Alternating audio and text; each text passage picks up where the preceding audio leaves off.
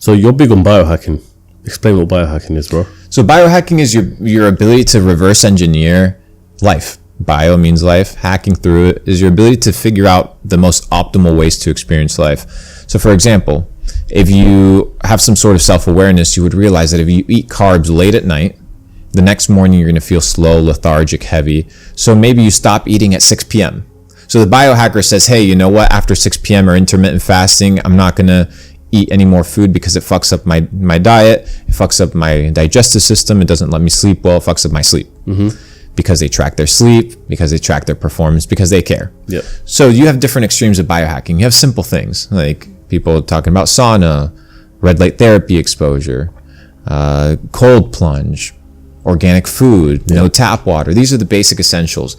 What used to be common is now called biohacking, but it's not really biohacking. It's just living a healthy lifestyle. I haven't gotten into the Brian Johnson level of putting things on my brain and injecting myself with who knows what sort of stem cells.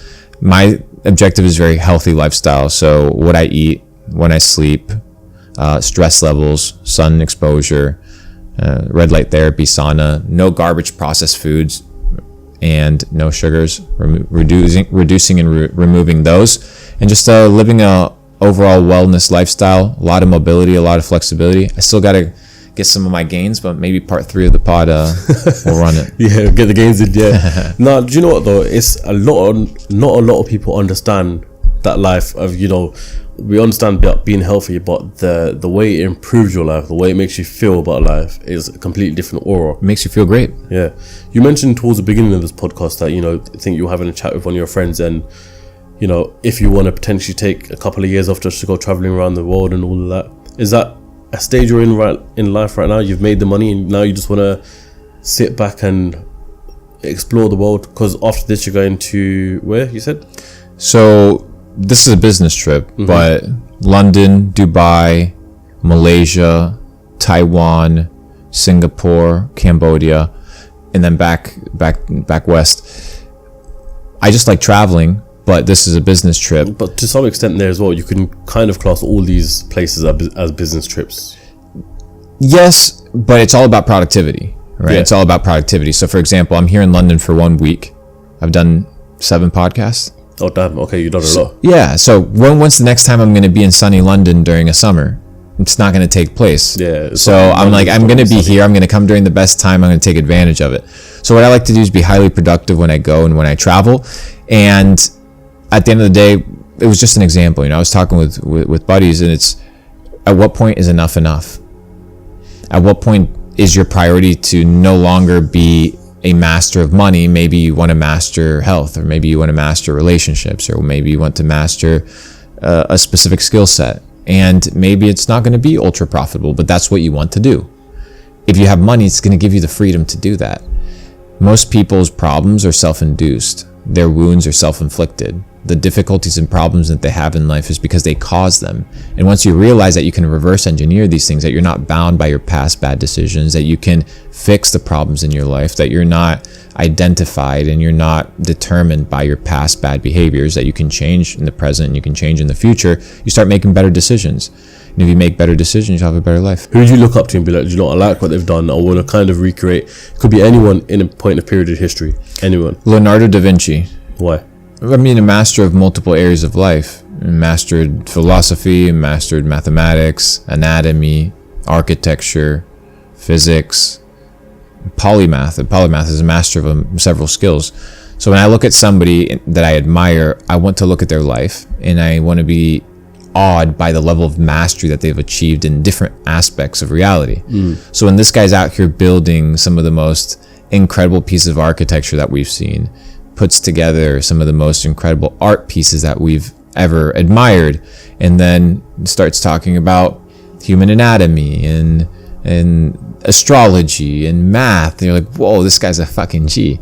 And you begin to realize that this guy spent different amounts of time focused on different skills. He wasn't just focused unilaterally on one aspect of life. And the more dimensional and broad that you become, the more you're able to experience different aspects of reality. Somebody that can play a piano well will experience the moment of playing the piano and that reality in a way that nobody ever that plays another instrument or that doesn't play any instrument will experience, because a certain action will result in a certain experience or feeling, which is how you live life. When you jump out of a plane, you can't explain it. That's what you wanted to make me do last time. Yeah, you can't explain it. You just jump out of a fucking plane, and unless you jump from a plane, you don't know what it feels like.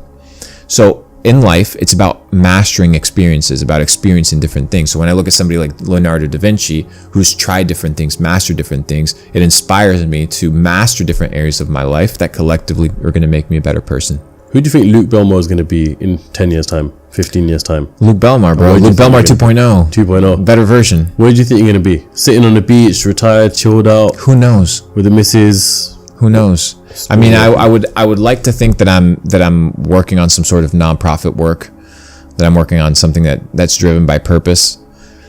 You can enjoy retirement, you can enjoy, the leisure life for only so long before it begins to kind of rot you. You have to have something that drives you, something that wakes you up in the morning. This hedonistic lifestyle of just like indulgence and spending and indulging in different habits or in different addictions and thinking that is the end all be all, you're just a slave to a different thing. So Luke Belmar 10-20 years from now, I don't know, but just leveling up, bro. Hopefully better than today. More jacked, hopefully. More jacked. And what's your message to the world?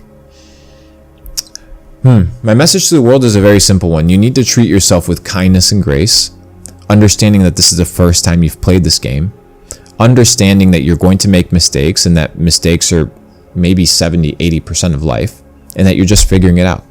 Focus on making small mistakes. Don't make irreversible mistakes, like having a kid outside of marriage or, getting into credit card debt that you shouldn't be getting into, because these irreversible mistakes are things that you're going to have to carry and decisions that you're going to have to live with for the rest of your life.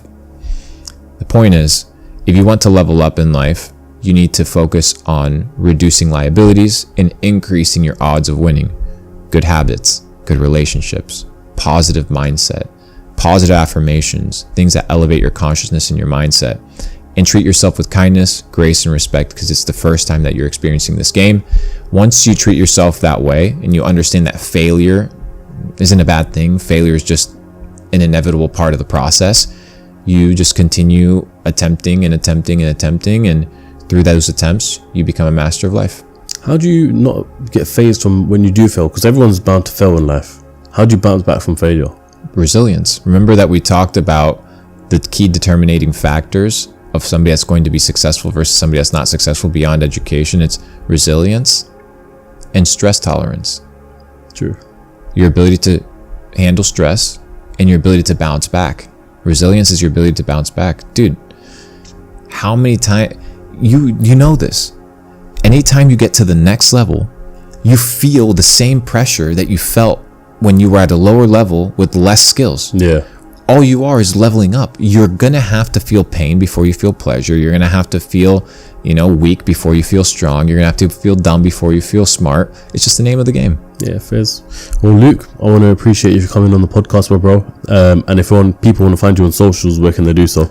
Well, first of all, #undeniable in the comment section. If you want to live an undeniable life, when somebody looks at you, they say, this is a real G motherfucker, bro. This is the real deal. #undeniable, @Luke Belmar on all the socials. Brother, thanks for having me.